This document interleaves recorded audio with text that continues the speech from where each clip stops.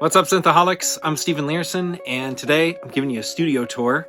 I made a deal that I would do a studio tour as soon as I got 1,000 viewers, and this is a secret deal I made with myself, so I'm honoring the deal with myself today.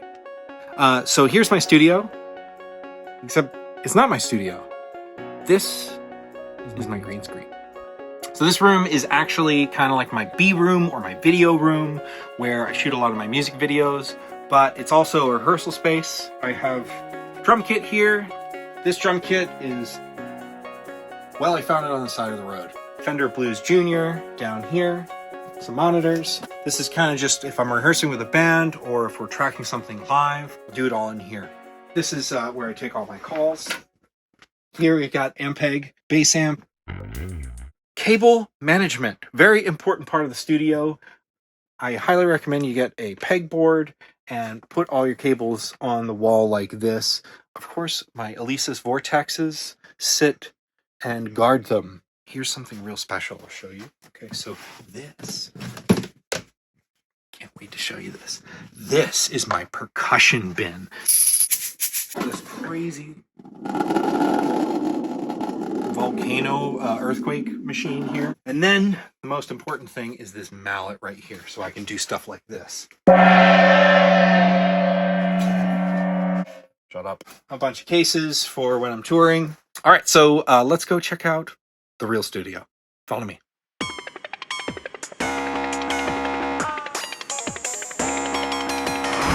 Welcome to the bunker. My wife is videotaping this. She's got the steady hand. You'll see I have the vintage, yeah, come over here, this is important. I have a vintage staircase made out of an old bass cap. It's lovely, don't you think? Okay, but seriously, this is the studio. This is where I spend so much time, down in this dungeon that is soundproofed, floating ceiling, floating walls, double doors as you can see, so if I'm tracking in the other room, can't hear a thing. I could die down here and my wife wouldn't know. Right to left.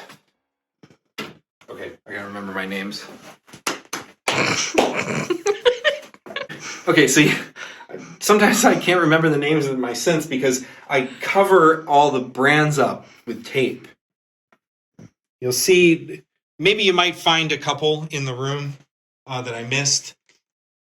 I really just do this for aesthetic purposes. I just hate seeing brands. I feel like out in the real world, there's just brands screaming in your face everywhere you look. And so when I'm recording, when I'm making music, I kind of try and cover that up as best I can. Just so it's nicer. It's nicer for me. If you're one of those people who are like, oh, I can't believe that you put tape all over your keyboards. Well, it's just for me. It's not for you. It's just something that I do here. The Prophet 08, 8-voice synth, beautiful. And next to it is the OB6. And these both run MIDI into the JX8P, which the Roland JX8P, which is underneath here. And I have an iPad app to control the JX8P parameters, so it's not really a problem that it's all covered up. And I'm a big fan of Velcro, so I have a little bit of Velcro right here so these don't slide around. Holding up all these synths, we have the Fender Rhodes Mark I, and who knows what kind of life it led, because it was in disrepair, missing keys, missing tines, electronics were all messed up. So as a result of that, I now know everything about a Fender Rhodes. I could teach a class on how to repair a Fender Rhodes. I should just mention that 1, 2, 3, 4, 5, 6, 7 keyboards here are all supported on an Ultimate stand. Company Ultimate makes awesome stands. I have 4 of them total, I think. We have Korg World. This is the Korg MS-20 Mini, which looks like I was working on a crazy patch here. Next to that is the Korg Delta, which I'm really in love with. There's not too much to it, but it just sounds unique. It's got a great vibe, and this particular unit is in really good condition. There's no noise, no problems or anything. Love it. We've got the Cork Prologue. This is the 8-voice version. I am also in love with this synth. It's one of the newest ones I've gotten, and it sounds lovely. And then we got an older Korg here. This is the Poly 800.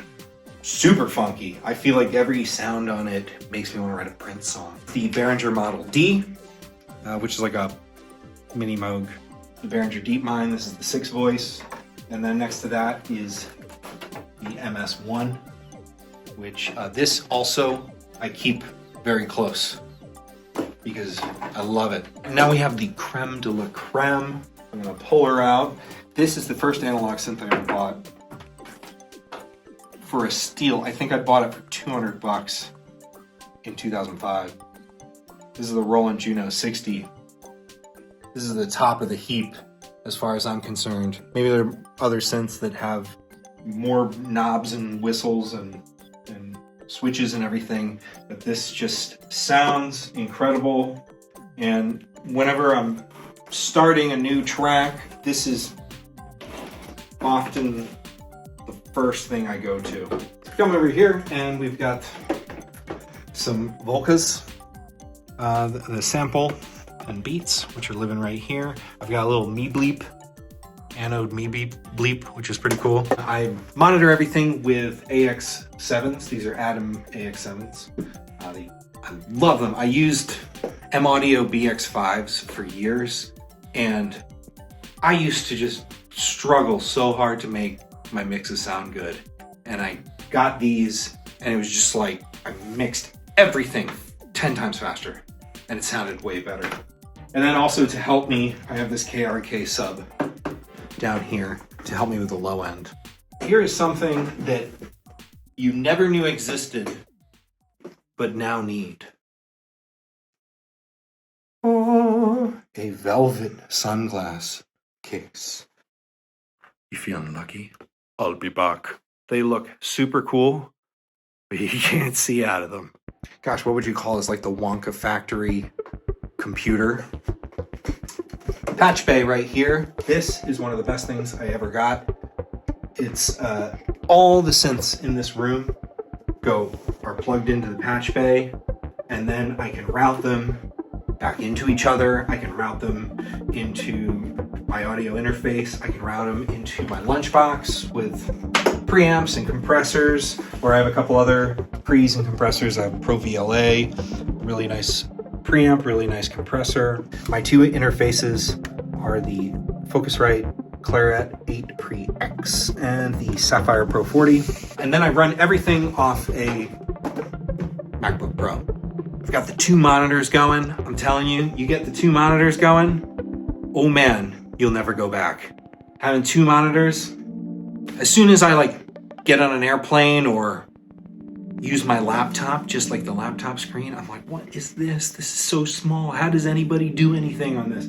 So, love the two monitors. But beware, you'll be stuck with them for life. Coming over here, we've got some vintage gear. This synth is older than I am. This is the Krumar Orchestrator. It is lovely. It's like the Blade Runner movie personified into a synth. Okay, something very important. Hair products. What I use, if you were wondering, is Axe Spiked Up Look. But the real important thing is this Aussie Sprunch, which it's this hairspray I bought, I think 8 years ago. Same bottle, so you don't need much. And man, looks lovely. We have the Korg or ARP Odyssey Mini, the remake, which I also just love aside from the small keys. I've got a little Honer right here, Melodica.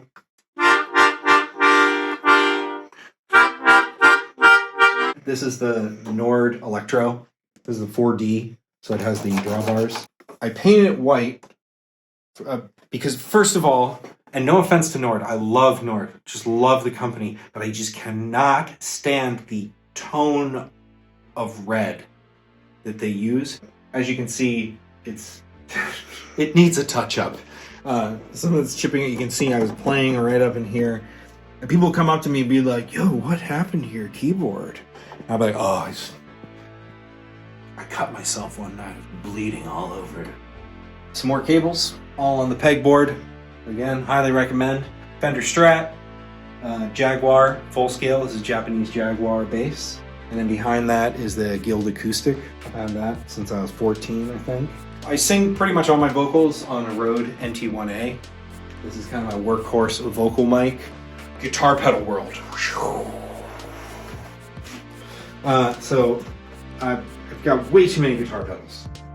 Way too many. I've really gone nuts trying to enhance the sound of all the synths and everything that I do with pedals. And I'm constantly buying new ones and selling ones I don't like and trading up. So this is kind of the go-to. This is the double-decker pedal board that maybe you've seen before. Got the Ventris reverb. That's one of my favorites. The Strymon Volante, also amazing. The JHS color box, one of my favorites for getting some kind of like warm, saturated analog saturation overdrive. Yeah, so this is kind of a new pedal board that I'm building. And here, also, this is the biggest muff. It literally is. It's the biggest big muff they make. I toured with this for about 10 years, and now it's just kind of a staging pedal board. I got another one here that's just for smaller shows. Got the power supply in the back. If I got a smaller show, I'll just throw a bunch of pedals on there and throw it in the bag and go. And then I've got the Akai AX73. I have nowhere to put it right now. Poor baby, I still love you. My wife is really into Afro-Cuban music, salsa and whatnot. So I've got some congas, I've got the talking drum, and the oud. So I think I've gotten everything. This is my studio. This is where I hang out just about every day, making music for myself, for my wife, and for you guys. So thanks for watching. I'll see you next Monday.